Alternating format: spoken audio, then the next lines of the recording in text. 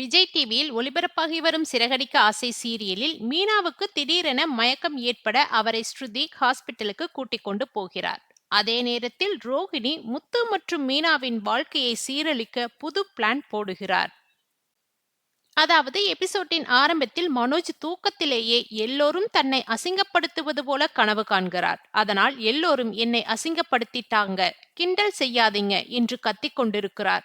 அப்போது விஜயா வந்து என்னாச்சுடா, எதற்காக இப்படி கத்திக்கிட்டு இருக்க என்று கேட்கிறார்.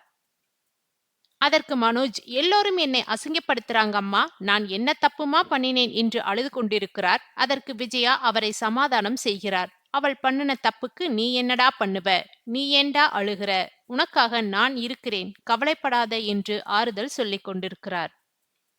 மறுபக்கத்தில் முத்து தன் மீது கோபத்தை இருப்பதால் அவர் பேசிய விஷயங்களை நினைத்து கொண்டு மீனா ரோட்டில் நடந்து கொண்டிருக்கிறார். அப்போது கார் ஒன்றில் தவறி விழப்போகிறார். அந்த கார் டிரைவர் உடனே பிரேக் போட்டு நிறுத்திவிட்டு அப்போது அந்த பக்கமாக வந்த ஸ்ருதி மற்றும் ரவி ஓடி வந்து மீனாவை பிடித்துக் கொள்கின்றனர்.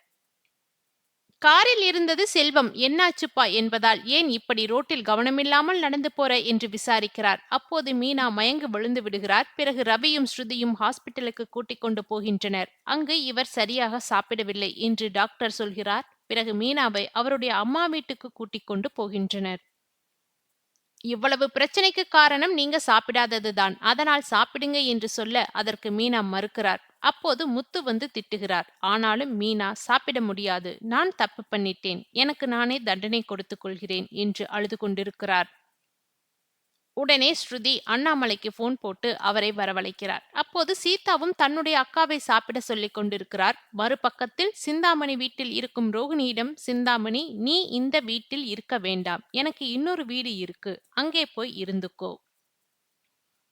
இந்த வீட்டில் இருந்தால் மாஸ்டருக்கு விஷயம் தெரிஞ்சா அவங்க என்னை திட்டுவாங்க, அதனால் நீ வேற வீட்டில் இருக்கிறது தான் நல்லது என்று சொன்னதும் சரி என்று சொல்கிறார். பிறகு ரோகிணி, எனக்கு இனி எதிரி அந்த முத்துவும் மீனாவும் தான், அவங்களை பழி வாங்குவேன், அத்தோடு என் புருஷன் கூட நான் எப்படியாவது சேர்ந்து வாழணும். அதற்கு மாமியார் ஒத்துக்கலைனா அவங்க கிட்ட இருந்து என் புருஷனை பிரிச்சு கூட்டிட்டு வருவேன் என்று சொல்ல அதற்கு சிந்தாமணி, நான் உனக்கு சப்போர்ட் பண்ணுவேன் என்று சொல்லுகிறார். பிறகு ரோகிணி போனதும் சிந்தாமணியின் ஆள் வந்து, எதுக்காக இந்த பொண்ணுக்கு இவ்வளவு சலுகை கொடுக்கறீங்க என்று கேட்க, இவளை வச்சுத்தான் அந்த குடும்பத்தை உடைக்கணும், அந்த வீட்டை எழுதி வாங்கணும், அந்த வீடு பழமையானது, 2 கிரவுண்ட் இருக்கும், அதனால் அதை நாம கைப்பற்றணும். அதற்காக அந்த மனோஜுக்கு நிறைய பணம் கொடுத்து அவனுக்கு வட்டி மேல் வட்டி போட்டு அந்த வீட்டை என் பேருக்கு எழுதி வாங்கணும் என்று சிந்தாமணி சொல்கிறார். அத்தோடு மீனாவின் வாழ்க்கையையும் நான் கெடுக்கணும் என்று சிந்தாமணி வில்லியாக தன்னுடைய பிளானை சொல்லுகிறார். மறுபக்கத்தில் அண்ணாமலை மீனாவின் வீட்டிற்கு வருகிறார். அவரை பார்த்தது மீனா அவருடைய காலில் விழுந்து மன்னிப்பு கேட்கிறார். பிறகு அண்ணாமலை, எனக்கு மீனா மீது கோபம் இல்லை, கொஞ்சம் வருத்தம்தான் இருந்தது, அதற்காக சாப்பிடாமல் இருக்கக்கூடாது என்று அட்வைஸ் சொல்லிவிட்டு போகிறார். அவர் போனதும் முத்து மீனாவை சமாதானம் செய்து சாப்பிட வைக்கிறார். இப்படியாக எபிசோடு முடிவடைகிறது. அதாவது ரோகிணி பற்றிய விஷயங்களை வீட்டில் சொல்லாமல் மறைத்ததால் மீனா மீது கடும் அதிருப்தியில் இருக்கிறான் முத்து. இதனால் அவளை திட்டி தீர்க்கிறான். மீனாவும் கணவனை சமாதானம் செய்ய எவ்வளவோ முயற்சி செய்தும் முத்துவின் கோபம் குறையவில்லை. இதனால் மீனா வேதனையுடன் தனது அம்மா வீட்டுக்கு கிளம்பி போகிறாள். சிந்தாமணி வீட்டில் தங்கும் ரோகிணி மனோஜுடன் மீண்டும் சேர்ந்து வாழ வேண்டும் என்று என்ன வேண்டுமானாலும் செய்வேன் என்கிறாள். ரோகிணியை வீட்டை விட்டு அனுப்பியதும் ஒவ்வொரு வீட்டுக்கும் செல்கிறாள். ஆனால் யாருமே அவளை வீட்டில் தங்க வைக்க சம்மதிக்கவில்லை. இதனால் என்ன செய்வது என்று தெரியாமல் பார்வதி வீட்டுக்கு வருகிறாள். அங்கு 10,000 பணம் கொடுத்து, என்னால் இந்த உதவி மட்டும்தான் பண்ண முடியும், விஜயாவை எதிர்த்து உன்னை இங்கு தங்க வைக்க முடியாது என்று சொல்லிவிடுகிறாள் பார்வதி. இதனால் அதிர்ச்சியாகும் ரோகிணி, நீங்களாவது என்னை புரிஞ்சுப்பீங்கன்னு நினைச்சேன், எனக்கு பணம் எல்லாம் வேண்டாம் ஆன்ட்டி என சொல்லிவிட்டு கிளம்புகிறாள். அதன் பின்னர் கடைசியாக சிந்தாமணி வீட்டுக்கு வர அவள் ரோகிணிக்கு சப்போர்ட் பண்ணி பேசுகிறாள். உனிமேல் இன்மேல் எந்த தப்பும் இல்லை, நீ இங்கேயே இரு என்று கூறுகிறாள். அதன் பின்னர் ரோகிணியை வச்சு பிளான் ஒன்றை போடுகிறாள் சிந்தாமணி. இந்நிலையில் சிறகடிக்க ஆசை சூரியலில் மித்து கண்டமேனிக்கு திட்டிவிட்டதால் மீனா வேதனையில் இருக்கிறாள். அதாவது, என் மூஞ்சியில முழிக்காத, உன்னை பார்க்கவே எரிச்சலாயிருக்கு என்றெல்லாம் திட்டிவிடுகிறான். இதனால் கதறி அழும் மீனா காலையில் விடிந்ததுமே வீட்டை விட்டு கிளம்புகிறாள். இந்த பக்கம் மனோஜ் தூக்கத்தில் தன்னை சுற்றி நின்று அனைவரும் சிரிப்பதை போன்று களவு காண்கிறான். முத்து, மீனா என அனைவரும் சூழ்ந்து கைகொட்டி சிரிக்கின்றனர். நீ என்னமோ பெரிய படிச்சவன், அப்படி இப்படின்னு சீன் போடுவேல்ல, இன்னைக்கு இப்படி ஏமாந்துட்டு வந்து நிக்கிற என்கின்றனர். இதனால் மனோஜ் அதிர்ச்சியுடன் தூக்கத்தில் கத்த, விஜயா பதறி எடுத்து ரூமுக்குள் வருகிறாள். அவளிடம், எனக்கு மட்டும் ஏன்மா இப்படியெல்லாம் நடக்குது என்று அழுக ஆரம்பிக்கிறான். விஜயா அவனுக்கு சமாதானம் சொல்லி, நீ ஏண்டா கவலைப்படுகிற, எல்லா தப்பும் பண்ணுனது அவள்தான் என்று ஆறுதல் சொல்கிறாள். இதனிடையில் முத்து திட்டியதால் மீனா ரோட்டில் எதையோ யோசித்து ரோட்டில் நடந்து வருகிறாள்.